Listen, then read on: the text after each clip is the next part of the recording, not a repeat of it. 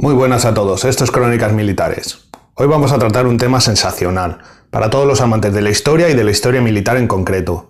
El inicio de la guerra de Yom Kippur, que enfrentó nuevamente a Israel con sus vecinos egipcios y sirios principalmente, y de forma tangencial con iraquíes y jordanos. Vamos a hablar de los antecedentes del conflicto, del rearme árabe, del plan de asalto y sobre todo de la defensa israelí en la península del Sinaí, como eje central. Voy a hacer varios vídeos sobre este conflicto, ya que tiene mucha chicha. Al ser relativamente reciente nos puede hacer comprender mejor algunos conflictos de la zona que todavía perduran hoy. Suscribíos si todavía no lo habéis hecho, recordad de darle al like y a la campanita y comentad todo lo que os apetezca sobre el tema. No perdamos más tiempo, vamos allá. Soy David y esto es Crónicas Militares. Dentro vídeo.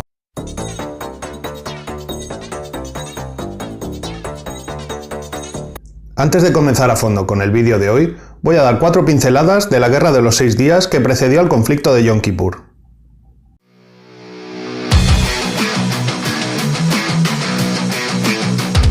Del 5 al 10 de junio de 1967, las fuerzas de defensa israelíes obtuvieron una aplastante victoria sobre todos sus vecinos árabes. Al inicio de las hostilidades, la Fuerza Aérea Hebrea logró destruir a casi toda la aviación enemiga, sus bases e instalaciones, en una serie de ataques preventivos, en un plan perfectamente ejecutado por los pilotos israelíes. Durante las 3 primeras horas, el impacto de la supremacía aérea transformó las operaciones en tierra. El 5 de junio se producía el avance de las unidades acorazadas hebreas sobre la península del Sinaí, arrasando con las defensas egipcias que acabaron huyendo en desbandada del teatro de operaciones. Mientras tanto, la Fuerza Aérea Hebrea atacaba a placer a las unidades que todavía quedaban intactas.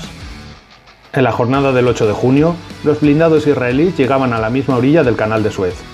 Mientras esto sucedía, Israel atacaba a Cisjordania con una fuerte oposición del ejército jordano, hasta que el rey Hussein ordenó a sus fuerzas retirarse, entregando los territorios cisjordanos y la ciudad de Jerusalén a las fuerzas de defensa israelíes. Durante las 2 últimas jornadas de la guerra, en el frente norte, Israel logró arrebatar el enclave estratégico de los Altos del Golán a las fuerzas sirias, que no supieron coordinarse durante las operaciones militares. Próximamente subiré un vídeo hablando del Golán, o los ojos de Israel, y su importancia estratégica para el Estado hebreo.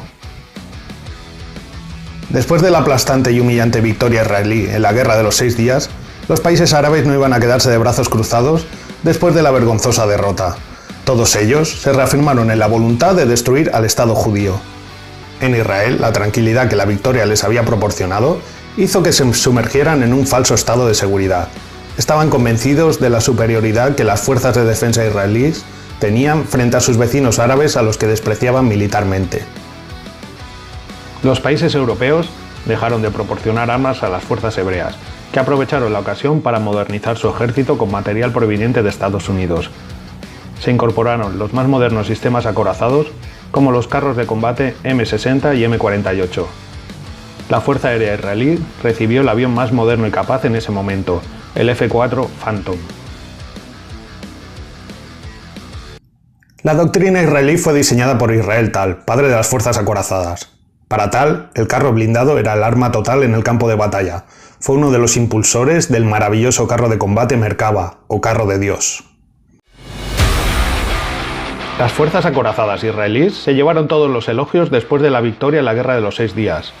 La nueva doctrina israelí basaba toda su fuerza en el uso de los blindados de forma ofensiva, cargando a toda velocidad arrollando al enemigo. Mientras la Fuerza Aérea se dedicaría a machacar al enemigo en retaguardia y el frente, operando con total dominio del espacio aéreo. En el desierto la visibilidad era buena y dificultaba que la infantería enemiga pudiese emboscar y atacar a los blindados. Tanto la infantería como las unidades artilleras pasaban a un segundo plano. Su misión sería suplantada por las capacidades de la Fuerza Aérea.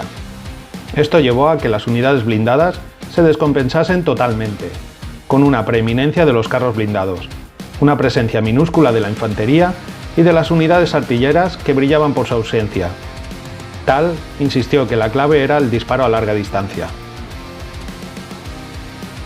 El embargo europeo incentivó el crecimiento de la industria nacional, que comenzó a diseñar los más modernos sistemas de guerra electrónica, nuevos misiles aire-aire, aire-tierra o antibuque como los famosos Gabriel. Los servicios de inteligencia hebreos disfrutaban de un aparente dominio de la situación.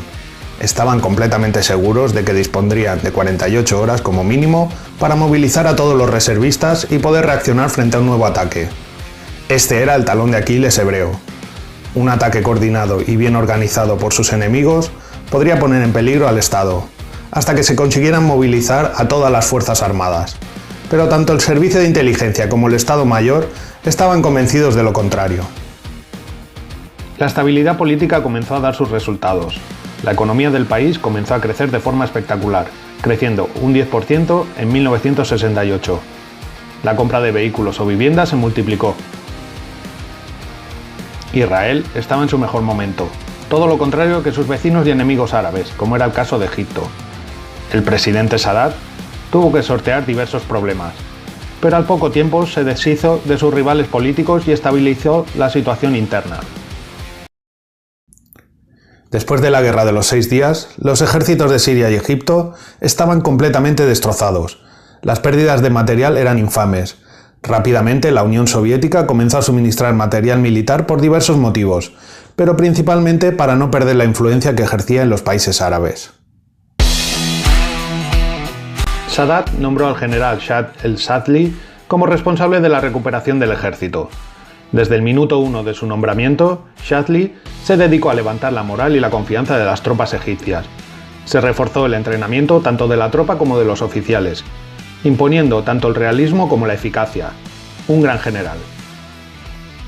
Se suministraron los últimos modelos de carros soviéticos, como el T-55 y el T-62, el cañón de artillería D-30 de 122 mm, los novísimos vehículos de combate de infantería BMP-1 y veteranos como los BTR-152, lanzaderas de misiles Scud y Frog, cazabombarderos Su-7 y Su-17, y sobre todo los modernos MiG-21, aunque con limitaciones en el apartado electrónico. Tampoco se enviaron aviones de ataque al suelo de largo alcance, pero lo que se reforzó de manera espectacular fueron las defensas antiaéreas, destacando los misiles SAM-6 y 7 y los carros antiaéreos Shilka, que se convirtieron en la pesadilla de la Fuerza Aérea israelí. El objetivo de Sadat era claro: sentar a negociar a Israel gracias a una operación militar limitada, que hiciera perder la confianza al gobierno en las fuerzas militares hebreas, y mantener un statu quo que forzara la devolución del Sinaí. En el norte, los sirios también desarrollaron planes únicamente para la recuperación del Golán, pero de eso hablaremos en otro vídeo. La defensa de la península del Sinaí pivotaba sobre un plan llamado Dovecote, en el que se daba por hecho que la línea defensiva a lo largo de la orilla oriental del canal de Suez, llamada Bar-Lev, detendría cualquier ataque egipcio. Yain Bar-Lev nació en Austria en 1924. Se unió a las fuerzas hebreas a muy pronta edad. Participó en el desarrollo de la doctrina de las fuerzas blindadas en combate y fue nombrado jefe de Estado Mayor en 1968, cuando las fuerzas de defensa israelíes estaban inmersas en la llamada guerra de desgaste frente a Egipto a lo largo del canal de Suez, y los grupos terroristas palestinos se infiltraban en la región oriental y la Franja de Gaza. Bajo su mando se levantaron las fortificaciones defensivas a lo largo de la orilla del canal, que se bautizaron con su nombre. Los enfrentamientos entre tropas israelíes y egipcias a lo largo del canal de Suez en 1967 forzaron a que el gobierno de Tel Aviv se decidiera a construir una serie de fortificaciones a lo largo del canal, que servirían para proteger a las tropas destinadas allí y frenar el ataque egipcio, facilitando el contraataque de los carros israelíes. Esta treintena de fortificaciones defensivas, distribuidas cada 5 kilómetros entre ellas, nunca se diseñaron como el llamado Muro Atlántico o la línea Maginot. Estaban preparadas para resistir cualquier ataque de forma aislada. Cada fortín contaba con una guarnición de entre 15 o 30 soldados, conectados entre sí por una carretera paralela al canal, y se diseñaron para que ofrecieran una defensa de 360 grados, estando rodeados de alambradas y minas, en un perímetro de aproximadamente 300 metros. Los búnkeres contaban con ametralladoras pesadas, morteros, armas antitanque, equipos de observación y escucha electrónica, y se diseñaron para aguantar impactos de proyectiles de 155 mm o de bombas de 500 kilogramos. Los ingenieros reforzaron las estructuras con raíles de la antigua línea férrea que conectaba Gaza con Ismailia.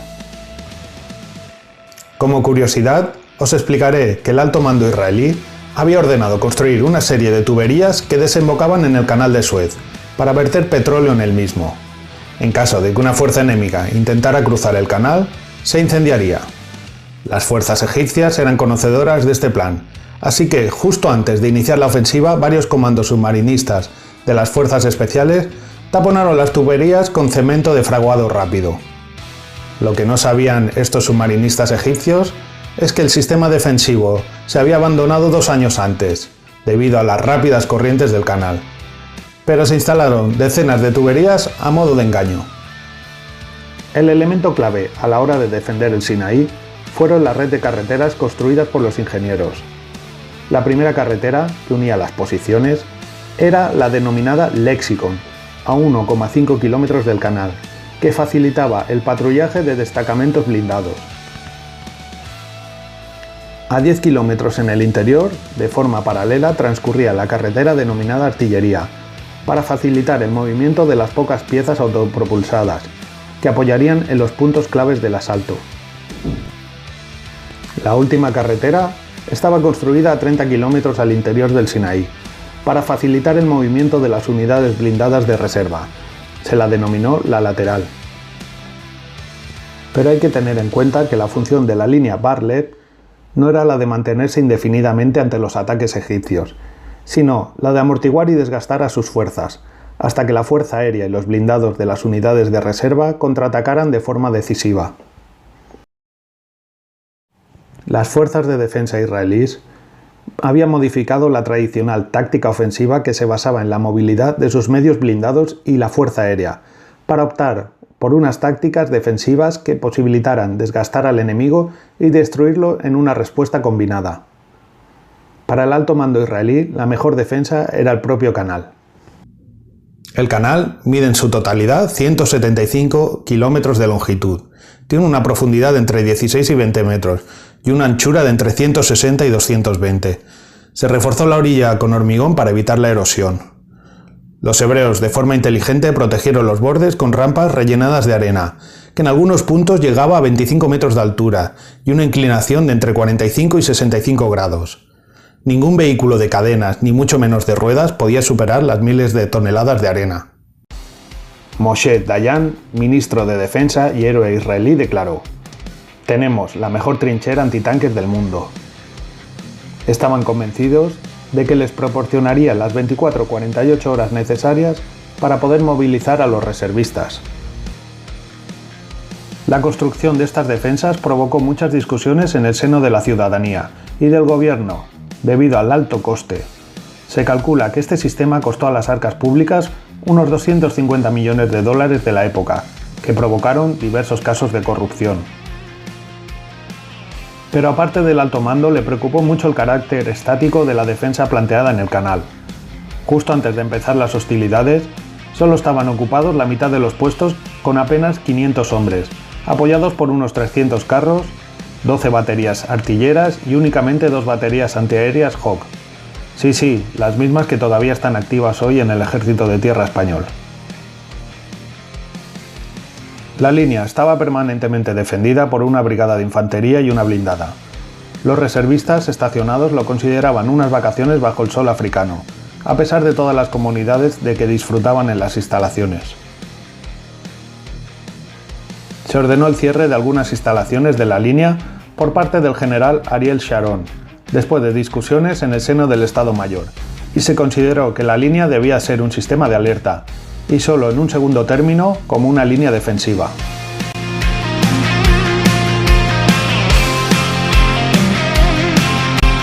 Egipto necesitaba una victoria ventajosa que obligase a negociar al gobierno hebreo. Para ello diseñaron un plan que lo denominaron Operación Bard, que consistía en neutralizar en un primer momento a la aviación israelí y a las fuerzas blindadas gracias a un ataque sorpresa. El objetivo más complicado de esta operación era superar la barrera de arena en la orilla oriental del canal. Se necesitaba una cantidad ingente de hombres y medios, así como de un tiempo que no disponían, para superar el obstáculo físico. hasta que a un joven ingeniero se le ocurrió una idea brillante. Baki Zaki Youssef fue el oficial egipcio que diseñó el plan para romper la línea Bar-Lev. Youssef había trabajado durante varios años como ingeniero mecánico en la construcción de la presa de Asuán. El joven oficial desarrolló una técnica que consistía en utilizar bombas de agua a alta presión para romper el muro de arena. Youssef manifestó: pensaba en cómo utilizamos el agua para mover enormes cantidades de arena durante la construcción de la presa de Asuán. Se me ocurrió que la línea Bar-Lev también estaba hecha de arena y que el agua podía abrir camino a nuestras fuerzas.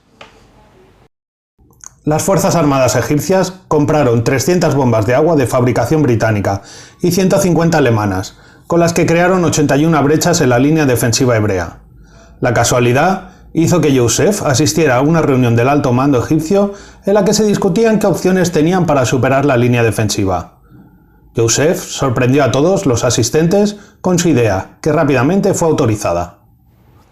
Para neutralizar la superioridad aérea israelí, la Unión Soviética equipó a las fuerzas egipcias con la última tecnología antiaérea, que consiguió crear un paraguas protector a lo largo de 20 kilómetros. Asimismo, las fuerzas egipcias disponían de miles de RPG-7 y centenares de misiles antitanque soviéticos AT-3 Sager, que se convirtieron en la pesadilla de las fuerzas acorazadas. La infantería egipcia rechazaría el previsible contraataque blindado israelí. Una vez rechazados, las fuerzas egipcias penetrarían en el Sinaí unos 20 kilómetros y establecerían posiciones defensivas. Esto daría la capacidad de negociación que deseaba Sadat. Tengamos en cuenta que en ningún momento se contempló el avance hacia territorio israelí. Las fuerzas egipcias estaban lejos de poder emprender una campaña de esa magnitud. Acostumbraron a los israelíes a maniobras regulares en la zona del canal, aunque las informaciones provenientes de los servicios de inteligencia decían lo contrario.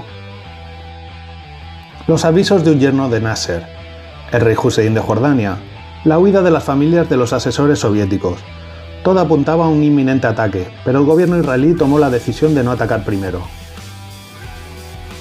La primera ministra Golda Meir prometió a Estados Unidos no atacar de forma preventiva para no perder el fundamental apoyo norteamericano.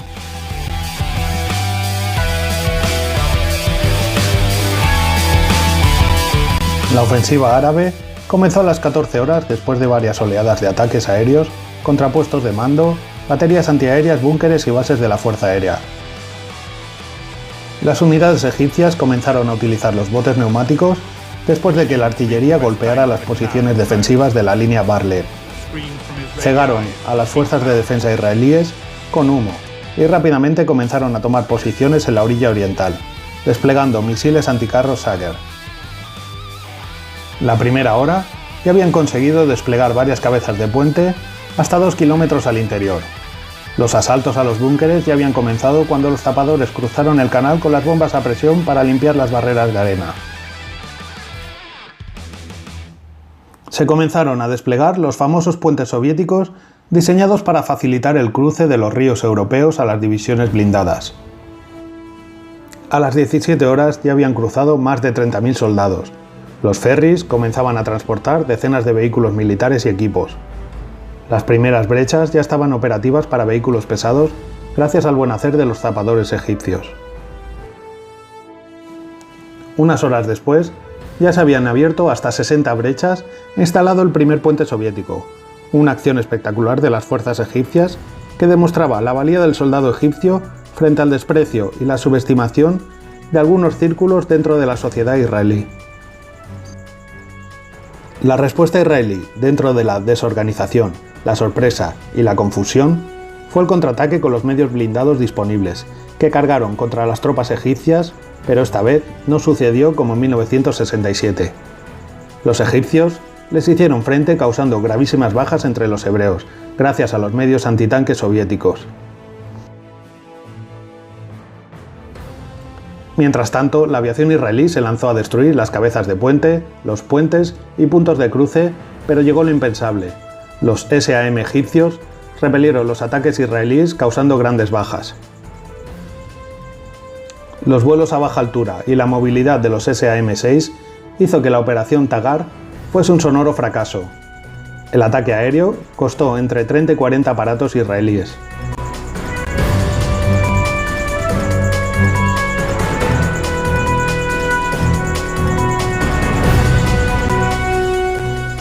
Nos quedamos en este punto de la guerra del Yom Kippur, que continuará en próximos vídeos con el ataque sirio al Golán.